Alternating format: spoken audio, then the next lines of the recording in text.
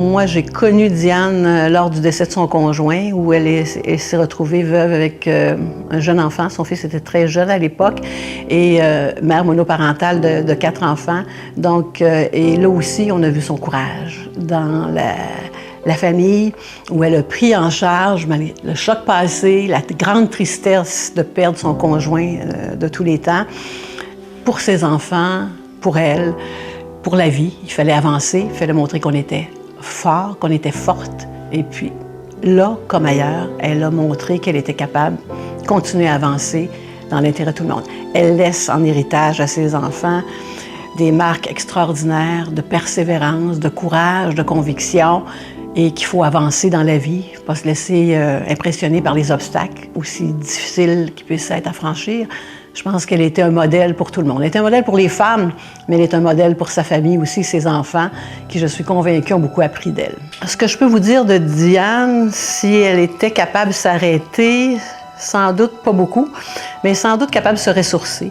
Se ressourcer à Deschambault, sur le bord de son fleuve qu'elle adorait, le fleuve Saint-Laurent, et dans son petit coin de pays à Bayonne, où elle allait régulièrement dans une maison familiale. Je pense que Diane allait là se ressourcer. Est-ce qu'elle s'arrêtait pour autant? J'en doute, mais c'était ses lieux de ressourcement, assurément. Sa famille aussi, c'était son havre de paix. Ses enfants qu'elle adorait étaient pour elle sa grande joie. Elle aimait beaucoup la marche. C'était une fille aussi qui aimait faire du vélo. C'est une femme qui était très active, au-delà de son activité cérébrale. Je dirais que physiquement, c'est une femme qui se dépensait aussi beaucoup. Donc, une boule d'énergie. Je regarde toutes les positions qu'elle a fait prendre à PDF Québec sous son règne, que ce soit en faveur de la laïcité pour les femmes au Québec, la prostitution comme étant une des violences les plus importantes pour les femmes, les mères porteuses avec tous les enjeux éthiques que ça comporte.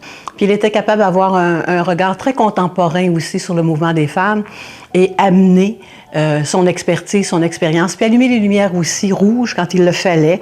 C'était le cas dans le cadre de l'intersectionnalité, qui est un nouveau mouvement qui vise à promouvoir le féminisme, mais d'une façon différente, avec les enjeux que ça comporte. Diane a été capable d'allumer les lumières rouges qu'il fallait, bien qu'elle reconnaît dans l'intersectionnalité des approches qui sont intéressantes pour les femmes qui sont doublement marginalisées d'ailleurs, que ce soit les femmes autochtones, les femmes de couleur, les femmes lesbiennes. Donc, elle est très consciente de ça, mais elle est aussi consciente des dangers de poursuivre une lutte féministe par le biais de l'intersectionnalité uniquement. Pour moi, là, Diane, c'est le portrait type parfait de la militante féministe engagée de tout temps.